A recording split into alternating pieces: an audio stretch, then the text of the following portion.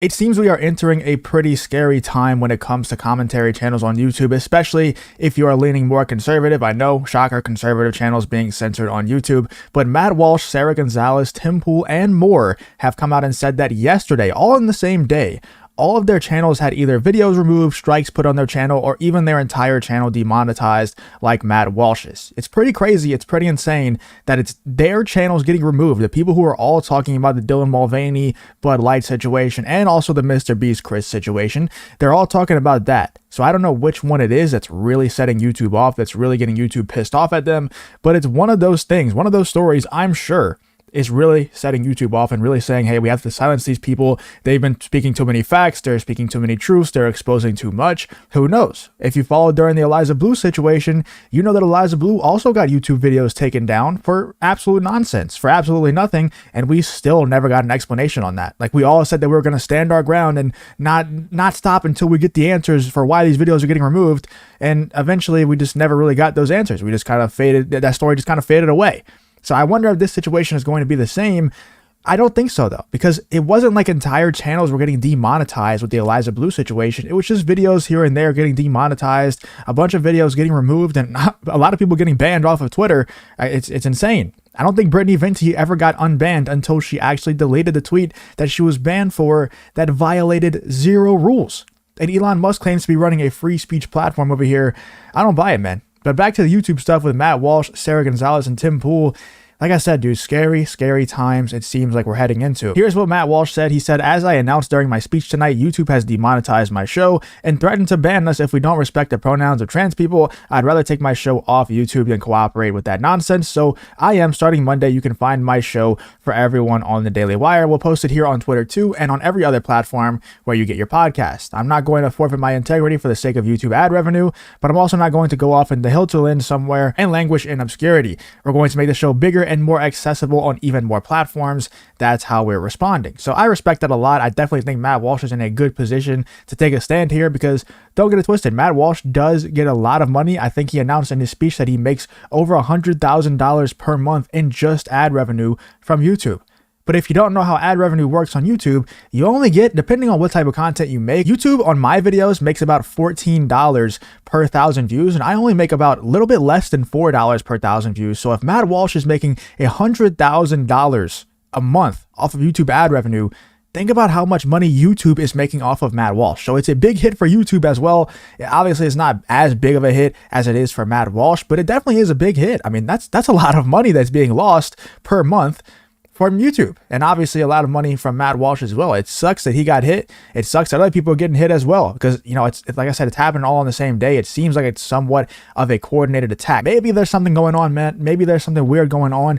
Like I said, it's two of the biggest stories that have happened in quite a while, with the Dylan Mulvaney Bud Light situation and the Mr. Beast Chris situation, are both unfolding right at the same time that all of this stuff is going down. So it could be related. I'm strongly leaning towards them being related. I don't want to make any direct accusations, but I think there's something weird is going on. We know that YouTube loves Dylan Mulvaney. We know that YouTube loves that agenda that Dylan Mulvaney and Bud Light and all the others who are supporting Dylan Mulvaney love to push. And we know damn sure that YouTube loves Mr. Beast. So they probably don't want their golden child to get exposed like he is getting exposed. So I don't know. I'm, like I said, not making any accusations.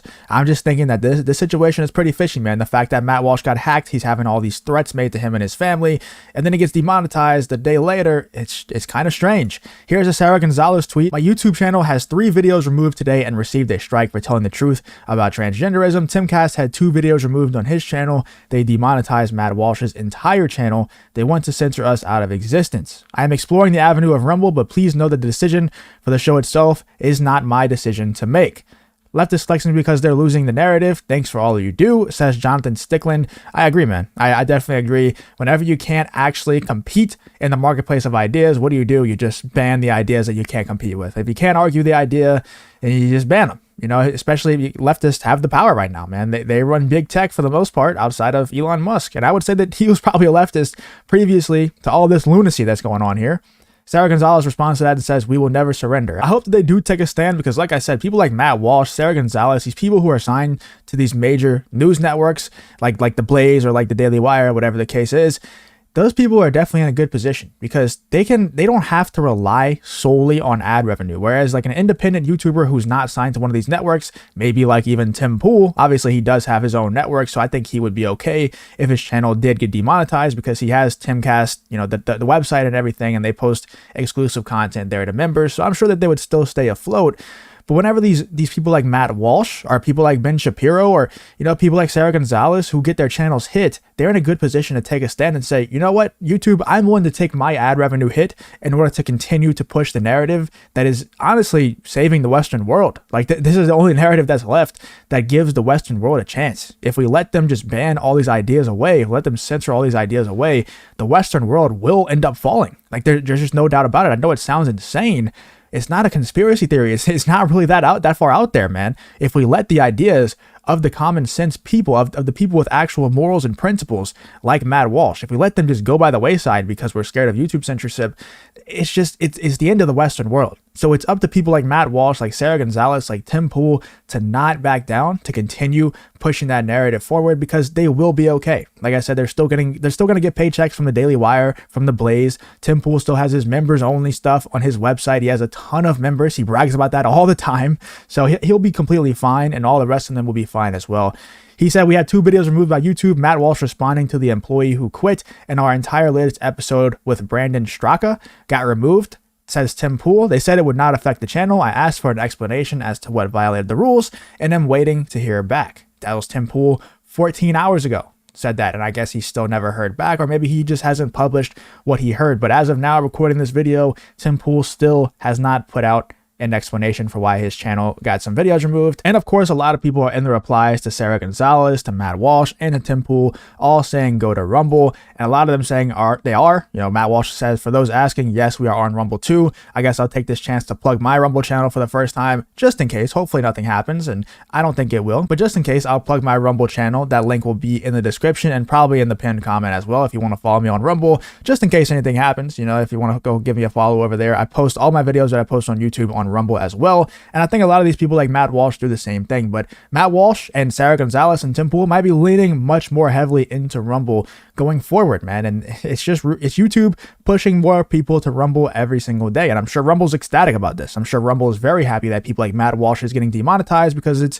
forcing them to go over to Rumble. It's the only somewhat alternative to YouTube that there is out there. It's the only real competitor in terms of viewer base. You know, obviously I think Odyssey has a better user interface, but in terms of actual like viewers, like the volume of viewers on the website, Steven Crowder is getting crazy views over there on Rumble. Obviously they have big YouTubers, they have big personalities over there like Andrew Tate, Steve Will Do It, all those other guys who have gotten banned off of YouTube are all over there. So the viewer base is there. I think that's why it makes it the direct competitor to YouTube. But it's just not close, man, in terms of monetization for people, you know, for smaller people like myself. For Steven Crowder, where he can get all his fans to go and join him over there, it's a little different. Now, obviously, Steven Crowder is absolutely killing it because he was somewhat suppressed on YouTube, and now he goes over to Rumble and he's not suppressed anymore. So he's getting crazy numbers. So we'll see what happens with Tim Pool. I don't think unless Tim Pool gets completely demonetized or his channel taken down, he probably won't be going over to Rumble. I'm not 100% sure on that, though. And then Sara Gonzalez also says, I am exploring the avenue of Rumble. Please know that the decision for the show itself is not mine to make. So obviously, you know, she signed to the Blaze, so she kind of has to, you know, respect what the Blaze says. She can't just make the decision herself to leave YouTube and go over to Rumble. And she's not completely demonetized, but she did get a strike. So, I mean, if we really don't know exactly what the issue is, if they're not telling us exactly what the problem is for Sara Gonzalez, Matt Walsh, and Tim Pool, why they're getting their strikes, then Sara Gonzalez is at risk of getting more strikes, which could actually terminate her channel. So it is very dangerous. It's a scary time for everybody. Let me know what you guys think about Matt Walsh's demonetization, about Sara Gonzalez getting videos removed, also Tim Pool, and probably by the time I post this video, hopefully not. I'm hoping that it's not, but maybe by the time I post this video, maybe more people have had videos removed and things like that. Let me know what you guys think in the comments though about the entire situation.